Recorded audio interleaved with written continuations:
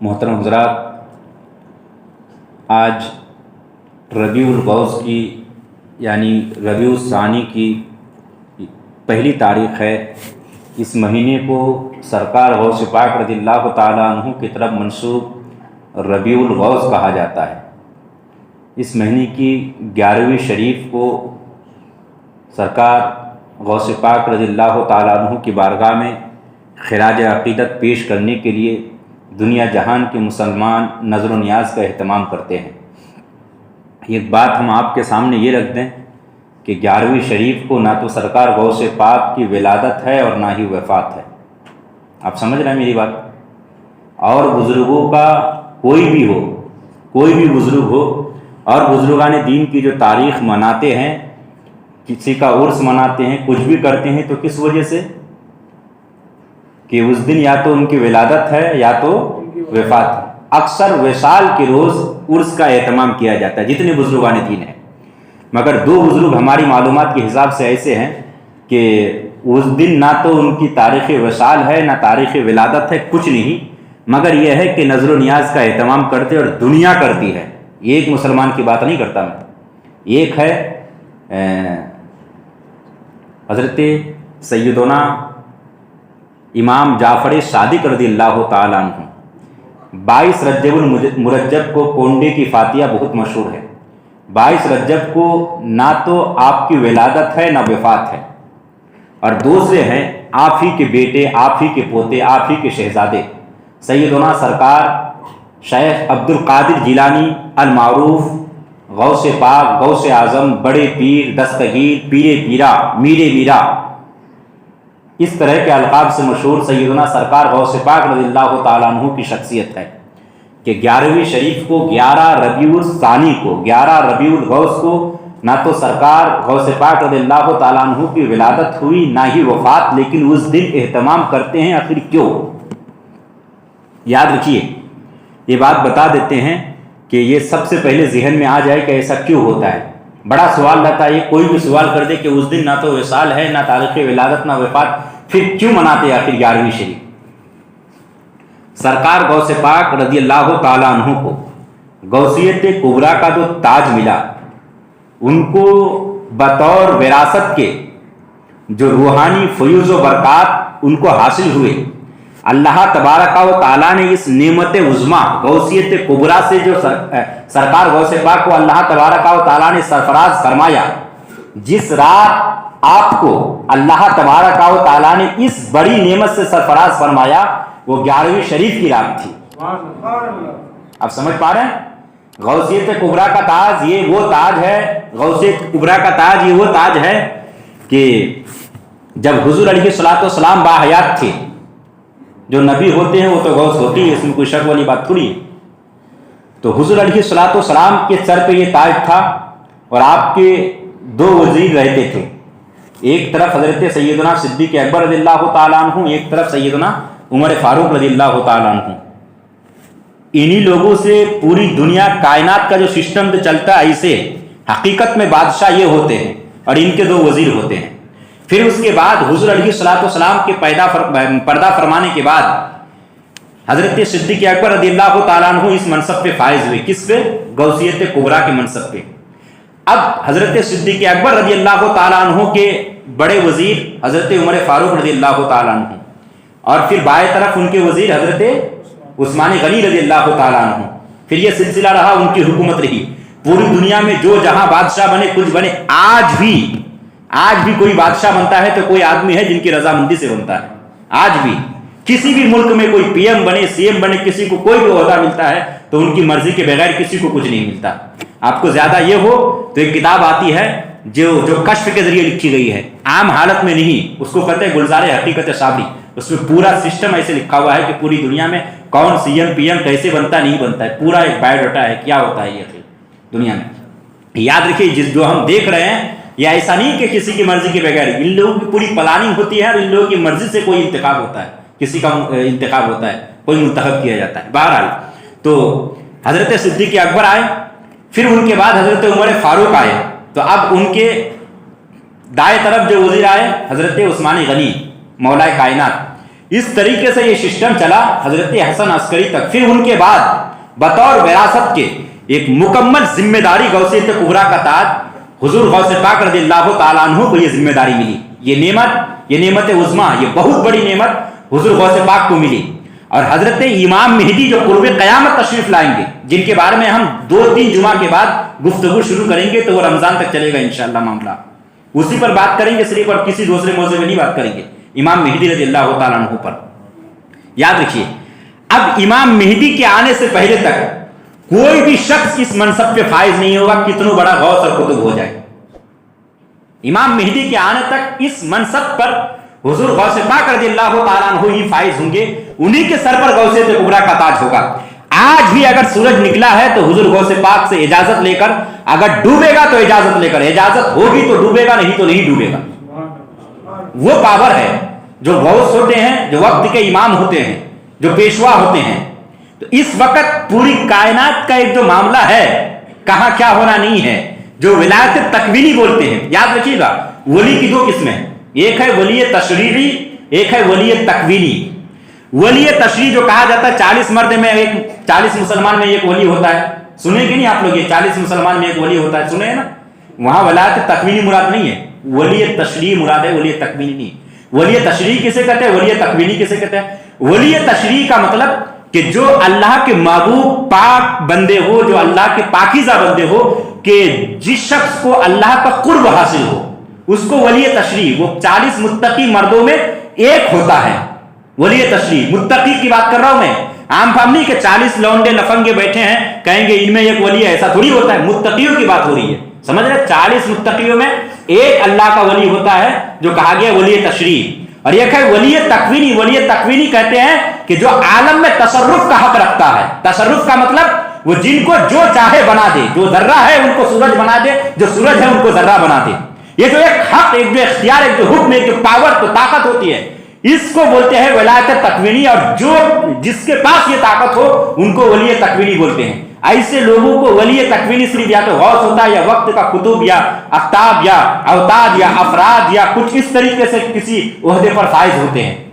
समझ रहे हैं? वली तकवीनी तमाम औलिया किराम सब के सब वली तकवीनी। वलायत तकवीनी सबको हासिल नहीं होती है। वलायत तकवीनी सिर्फ कुछ कुछ अफराद को वलायत तकवीनी हासिल होती है। आप लोगों के सामने सरकार गौसे पाक ख्वाजा गरीब नवाज, महबूब इलाही निजामुद्दीन औलिया, उनके अलावा शाह आलम है, खुतबे आलम है, मूसा सुहाग है, ये जो बुजुर्ग है, ये वो बुजुर्ग है जिन लोगों को वलायत तकवीनी हासिल है। जो ये लोग चाहे तो अपनी मर्जी से जिसको चाहे, पूरे आलम को चाहे तो तहो बाला कर दे, और जो जर्रा हो तो उनको सूरज बना दे, जो सूरज है तो उनको जर्रा बना दे। इन लोगों को वलायत तकवीनी हासिल है। और जो आम तौर पर आज जो कुछ बुजुर्ग कहलाते हैं, आम तौर पर ये कोई हम नाप तोड़ नहीं रहे, हम आपको बता रहे आपकी फहम के हिसाब से, जो आम बुजुर्ग होते हैं जिनकी तरफ हम आज बैत कर लेते हैं, जो आम लोग होते हैं, उन लोगों को वलायत तशरीह हासिल होते हैं, वो वली तशरीह होते हैं। बहरहाल ये जो दोनों ही अल्लाह के महबूब बंदे होते हैं। तो हुजूर गौसे पाक रज़ियल्लाहु ताला अन्हु जो वली हैं वो वली तकवीनी है, उनको जो विलायत है वो विलायत तकवीनी हासिल है। और ऐसे वली कि आपको गौस कहा गया, आपसे पहले तमाम लोगों को इमाम, आप पहले वली है जिनको गौस कहा गया, और फिर इनके बाद जिनको वली कहा गया कह लीजिए, उससे पहले इमाम ही कहा जाता था।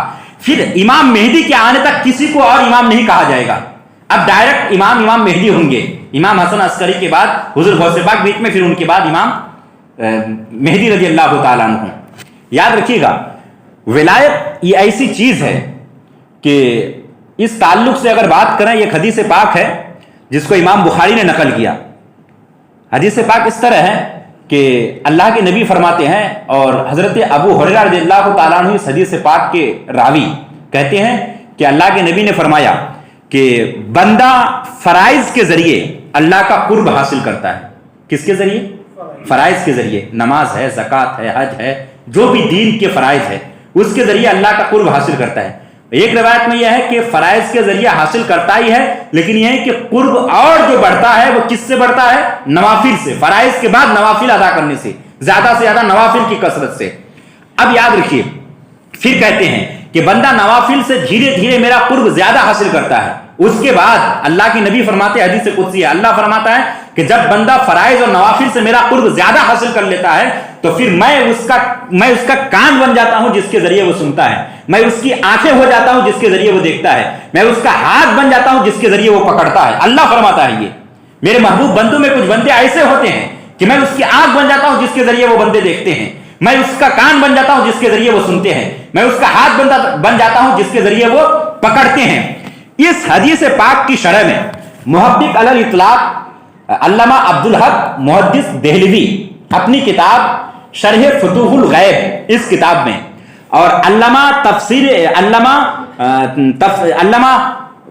فخر الدین رازی رضی اللہ تعالیٰ عنہ جو صاحب تفسیر کبیر ہیں، وہ اپنی کتاب تفسیر کبیر میں، اور قاضی ایاز اپنی کتاب شفا شریف میں اس حدیث پاک کی جو شرح کرتے ہیں، میں الگ الگ کر کے بتاؤں گا تو بڑا لمبا ہو جائے گا، میں تینوں کا مجموعہ آپ کو بتاؤں کہ کیا مطلب اس حدیث پاک کا، پھر اس کے بعد آپ اس تعلق سے کچھ اس کی روشنی میں واقعہ سنیے۔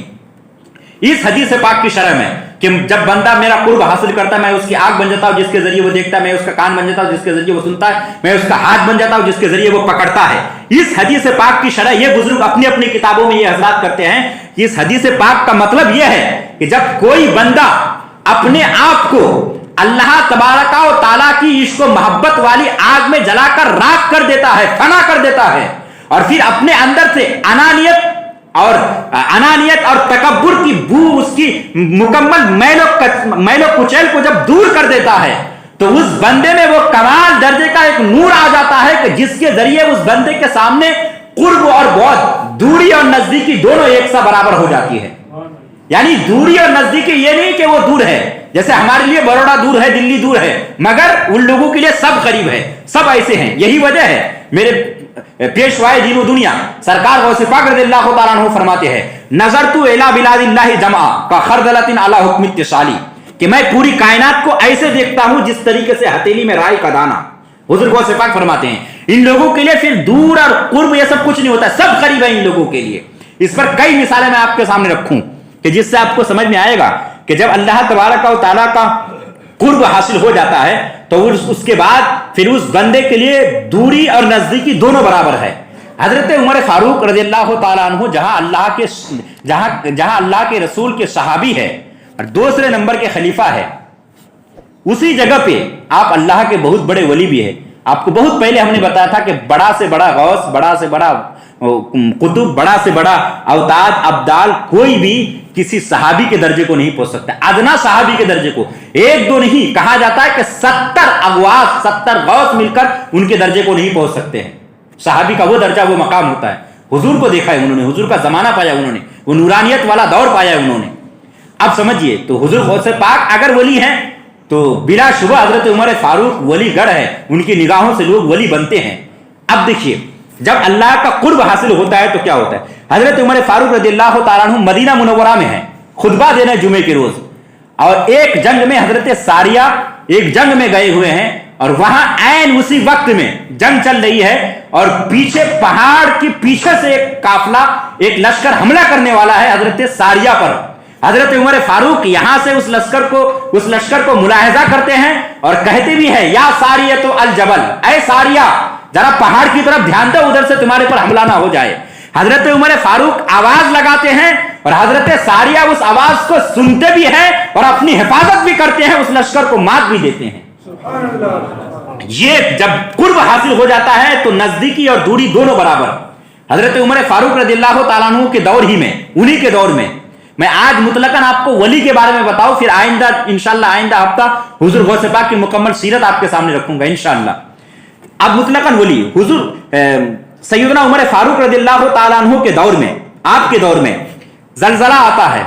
حضرت عمر فاروق رضی اللہ تعالیٰ عنہ، اور زلزلہ اس طریقے سے کہ بالکل ایک تباہی کا عالم ہے، ایسا لگ رہا ہے جیسے زمین بالکل الٹ پلٹ ہو جائے، بہت زور کا زلزلہ۔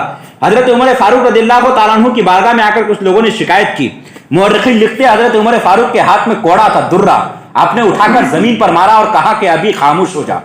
مورخین لکھتے ہیں کہ قیامت تک زلزلہ بہت آئے اور آتے رہیں گے۔ جہاں عمر فاروق نے جس جگہ بیٹھ کر زمین پہ کوڑا مارا تھا वहां उस दिन जो जलजला आया था वो पहला जलजला था कि नहीं मालूम, मगर वो आखिरी जलजला था, कयामत तक जलजला वहां नहीं आएगा। ये पावर, एक जगह आग लग गई, हजरत उमर फारूक रज़ियल्लाहु ताला अन्हु के पास आके लोगों ने शिकायत की, और आग ऐसी भयंकर, ऐसी भयानक आग लगी कि कहीं से कहीं तक बुझने का कोई नामो निशान नहीं। लोग हर मुमकिन कोशिश की लेकिन आग बुझने को तैयार नहीं। हजरत उमर फारूक ने कागज पे लिख के दिया, या नारो उसकुनी, ऐ आग ठंडी हो जा, ये दिया और कहा अपने खादिम को जाओ जाके डाल दो। 2 टुकड़े थे, आपने डाला तो ये नहीं कि आग बुझ गई, मौरखीन लिखते हैं कि वो जगह ऐसी हो गई जैसे वहां आग लगी ही नहीं थी। बुझना अलग है, बुझ जाना अलग है, वो तो आप भी बुझा सकते हैं। अगर थोड़ी सी आग हो तो आपने पानी डाला, 10 लोगों ने, 20 लोगों ने, सैकड़ों लोगों ने, या कोई जो आग बुझाने वाली एक मुकम्मल एक विभाग होती है वो आए आके, वो अलग है बुझाना, या बुझाना नहीं है। हजरत उमर फारूक ने जब कागज का टुकड़ा दिया गुलाम को और उन्होंने जब डाला आग के ऊपर, तो हाल ये हुआ कि गोया वहां आग लगी ही नहीं थी, ये हाल। तो जब जो अल्लाह के वली होते हैं, जिनको अल्लाह का कुर्ब हासिल होता है, फिर उनके लिए ये सब मामला कुछ भी नहीं। उनको इसको कहते हैं वलायत तकवीनी, जो आलम में तसर्रुफ का हक रखे, उसे वली तकवीनी बोलते हैं, कि जो आलम में तसर्रुफ का हक रखे, यानी जो अपनी मर्जी चला पाए, जो चाहे सो कर दे, उसे वली तकवीनी। उनके अलावा हुजूर गौसे पाक रज़ियल्लाहु ताला अन्हु क्या फरमाते हैं कि मैं पूरी कायनात को, नजर तो इला बिलादिल्लाहि जमा, मैंने अल्लाह के तमाम शहरों की तरफ, अल्लाह के तमाम शहरों से मुराद कायनात की तरफ मैंने ध्यान दिया, मैंने नजर किया। कहते हैं कि का खरदलत ने नजर तो इला बिलादिल्लाहि जमा का खरदलतिन अला हुक्म इत्तिसाली, कहते हैं कि मैंने देखा पूरे शहर की तरफ, पूरी कायनात की तरफ, तो वो मेरी हथेली में राई के दाने के बराबर है। ये हाल होता है। मगर हाँ, याद रखिए कि विलायत के सिलसिले में एक बात मैं आज रख दूं, फिर इंशाअल्लाह आइंदा जो है मैं वली की पूरे आपके सामने कोशिश करूंगा कि जो वली की अक़साम है, गौस किसे कहते हैं, कुतुब किसे कहते हैं, अब्दाल किसे कहते हैं, अवताद किसे कहते हैं, असफिया किसे कहते हैं, कितने होते हैं, हर जमाने में कितने पाए जाते हैं, वो जमीन आसमान की तादाद के एतबार से, जिहद के तादाद के एतबार से, हर जमाने में 4 ऐसे होते हैं, उनको क्या कहते हैं, हर जमाने में 7 होते हैं, उनको क्या कहते हैं, हर जमाने में 1 होते हैं, उनको क्या कहते हैं, हर जमाने में 8 होते हैं, उनको क्या कहते हैं, हर जमाने में 40 होते हैं, उनको क्या कहते हैं। हर दिन ये इस कायनात का एक लम्हा खाली नहीं है जो इन औलिया किराम की निगहबानी से खाली हो। या औलिया किराम अपना तसर्रुफ हटा दे तो कयामत अभी आ जाए। तो ये कौन लोग होते हैं, किनको क्या कहते हैं, उनका क्या तसर्रुफ होता है, वह इंशाअल्लाह आगे आपके सामने रखेंगे। एक बात आपके सामने ये रख दें, विलायत जो होती है, वली जो आदमी बनता है, विलायत या तो वह भी होती है या अताई, या तो वह भी होती है या अताई। अताई और वहबी का क्या मतलब है, इसको समझिए आप। कसबी नहीं होती, कसबी का मतलब कसब से है। कसब किसे बोलते हैं, कमाना। कोई काम आप मेहनत करें, आपको कुछ मिल गया, इसको बोलते हैं कसब, मेहनत को कसब बोलते हैं। यानी ये नहीं हो सकता कि आदमी अपनी चाहत के हिसाब से रात दिन खूब नमाज पढ़े तो वली बन जाए, नहीं। हाँ, नमाज पढ़ने से, नवाफिल से, फराइज की अदायगी से ये चीजें मुआविन होती है और वली बन जाए अलग चीज है। इन चीजों की वजह से आदमी वली नहीं बनता। वली की 2 सूरतें हैं, सिर्फ 2 वास्ते से आदमी वली बन सकता है। एक है वहबी जिसे बोलते हैं वलायत वहबी। वहबी का क्या मतलब है, एक है विलायत अताई। वहबी का मतलब यह है कि अल्लाह तबारक व तआला की तरफ से ही उनकी तकदीर में विलायत हो। जैसे हुजूर गौसे पाक रज़ियल्लाहु ताला अन्हु ये मादरजाद वली है, वो पैदा ही वली हुए थे, इसमें कोई शक नहीं है। हजरत मरियम वो उनकी विलादत हुई थी, वो पैदा ही वलिया हुई थी। आप समझ रहे मेरी बात? ऐसा नहीं कि ज़ुहद व तकवा और नमाज रोजा ये सब करने के बाद वली बने, नहीं। तो ये है विलायत वहबी, इसको क्या बोलते हैं, विलायत वहबी, जो अल्लाह की तरफ से हो। और एक है विलायत अताई। विलायत अताई किसे कहते हैं, ये भी कस्बी नहीं। विलायत अताई का मतलब यह है, वाकया सुने होंगे आप, आपके सामने मैं सिर्फ नजर रखूं मिसाल के तौर पर। एक धोबी आया था कपड़ा चोरी करने के लिए सरकार गौसे पाक का, आपने नजर डाली, वली बन गया। सुने होंगे ना वाकया। ये जो आपकी नजर से जो वली बन गया, ये है विलायत अताई। ये जो विलायत मिली इसको, ये इस विलायत को क्या बोलते हैं, विलायत अताई। किसी की अता से कोई वली बन गया, किसी की नजर करम से कोई वली बन गया, तो यह है विलायत अताई। खुद हजरत मूसा अला नबीना अलैहिस्सलातो तस्लीम के दौर में कई हजार जादूगर, जो जादूगर थे, आनन फानन देखते देखते सबके सब हजरत मूसा के हवारी भी बने और वली भी बन गए। एक निगाह इनायत से हजरत मूसा अलैहिस्सलाम की निगाह से वली बन गए। तो ये लोग जो वली बने, इनको जो विलायत मिली, ये विलायत वहबी नहीं, ये मादरजाद वली नहीं है, ये विलायत अताई है। ये हजरत मूसा की अता से ये लोग वली हुए। वो जो चोर वली बना, सिर्फ वली ही नहीं, वक्त का अब्दाल बना। अब आप आइंदा बयान में जब सुनेंगे तो पता चलेगा कि अब्दाल कहते किसे है। آپ تو صرف مطلقاً یہ جانتے ہیں کوئی ولی ہے, کوئی غوث ہے, کوئی خواجہ ہے, کوئی قطب. ابدال کسے کہتے ہیں؟ اصفیاء, اوتاد, یہ سب ولیوں کی اقسام ہیں. ہر آدمی کی, ہر ولی کی ایک الگ الگ ذمہ داری ہوتی ہے. ہر جگہ پہ ایک ابدال ضرور ہوتا ہے, اور وہ ابدال ایسے ہوتے ہیں کہ روزانہ 70,000 بلائیں اترتی ہے. کتنے؟ ہر جگہ پہ 70,000. ہر جگہ, مسجدوں کے علاوہ جو اللہ کے گھر ہے اس کے علاوہ 70,000 بلائیں کائنات میں ہر جگہ اترتی ہے روزانہ. اور یہ 70,000 بلائیں سب سے پہلے اپنے سر پہ وہ جو ابدال ہوتے ہیں وہ لیتے ہیں. اگر وہ ہٹ جائے نا تو تمام لوگ عجیب و غریب کی بیماری میں مبتلا ہو جائے. عجیب و غریب دنیا جہان میں ایسی بیماری آ جائے کہ دنیا اتنی ترقی یافتہ ہونے کے باوجود, سائنس اور ٹیکنالوجی کی اتنی طاقت رکھنے کے باوجود یہ دنیا عاجز آ جائے, کسی کو کچھ سمجھ میں نہ آئے کہ ہو کیا گیا دنیا میں. اگر یہ اولیاء, یہ ابدال اگر اپنے سر پہ اگر وہ بوجھ نہ لے, وہ بلائیں اگر اپنے سر پہ نہ لے, وہ لیتے ہیں. یہی وجہ ہے, آپ کبھی دھیان رکھیے گا آج کی تقریر کے بعد, کبھی اگر کسی شہر وغیرہ میں کہیں چلنا ہوا تو آپ کو دیکھیں گے کہ کوئی کوڑے میں پڑا ایک آدمی جو ہے گندگی کھا رہا ہوتا ہے, وہ کہیں پہ کچھ پورا ایک زخم ہے تو زخم پہ کیڑے پڑے ہوئے ہوتے ہیں, آپ کو لگے گا کسی کا بھیجا دکھ رہا ہوگا. ہم نے کئی کو دیکھا ہے, لیکن پہلے یہ پتا نہیں تھا کہ اس کا یہ مطلب ہے, لیکن بعد میں پتا چلا تو پھر اس کے بعد اور کوئی دکھے نہیں ہم کو. جب پتا چلا کہ یہ تو یہ وہ لوگ ہوتے ہیں, آپ دیکھنے میں یہ وہ لوگ ہوتے ہی اس لباس میں کہ آپ ان کے پاس جائیں نہ, ان سے کچھ کہیں نہ, ابھی پتا چل جائے نا کہ یہ ہے تو آپ چھوڑیں گے نہیں. تو وہ ایسے لباس میں ہوتے ہیں کہ لوگ ان سے دور بھاگے. وہ ایسی جگہ ہوتے ہیں, ایسی حیت میں ہوتے ہیں, اور ایسے لباس میں, ایسے کپڑے میں ہوتے ہیں, اور اس نوعیت میں ہوتے ہیں کہ لوگ ان سے دوری بنا کر رکھیں. وہ لوگ ایسے ویسے نہیں ہوتے ہیں. مورخین نے کہا, صوفیاء کہتے ہیں جو اہل محتاط لوگ, ان لوگوں کا ماننا یہ ہے کہ وہ وقت کے ابدال اور قطب ہوا کرتے ہیں. آپ سمجھ رہے, اسی لیے ان لوگوں کو برا والا نہیں کہنا چاہیے. ایسوں کو کھانا, ان کی دیکھ ریکھ, ان کو کچھ کھلا پلا دینا, یہ آپ لوگوں کی ہماری خوش نصیبی کی بات ہے. ایسے لوگوں سے لوگ پرہیز کرتے بھاگتے, ایسا نہیں ہونا چاہیے. الگ نگاہ سے دیکھتے, نہیں, اللہ کی مخلوق ہے اور آپ کو پتا نہیں وہ کون ہے. تو یہ جو ہم نے بتایا, جسم پہ کیڑے پڑ جاتے ہیں, زخم ہو جاتے ہیں, بھیجا دکھنے لگتا ہے, یہ کس وجہ سے؟ کہتے ہیں صوفیاء کرام نے لکھا, جو لوگ اہل تصوف میں سے ہیں, ان لوگوں نے کہا کہ یہ پریشانی ان لوگوں کے ساتھ اس لیے ہے کہ جو 70,000 بلائیں وہ لوگ جو ایبزرو کرتے ہیں, جو اپنے اوپر لیتے ہیں, جو کنٹرول کرتے ہیں, اس کنٹرول کرنے کے چکر میں یہ بیماریاں ان لوگوں میں آتی ہے. اگر وہ ان بلاؤں کو نہ لے تو یہ بیماریاں لوگوں میں پھیل جائیں. ہر زمانے میں ہوتے ہیں, ہر وقت یہاں بھی ہیں, اس جگہ پہ شہر جمبوسر میں بھی ہے, لیکن ہمیں نہیں پتا ہے. آپ کو نہیں دکھے گا, ہم کو نہیں. کبھی کسی کو دکھ جائے سو دکھ جائے, جب دکھ جائے تب یہ خیال ہی نہیں رہے گا. یہ سب اللہ کی عطا سے ہے.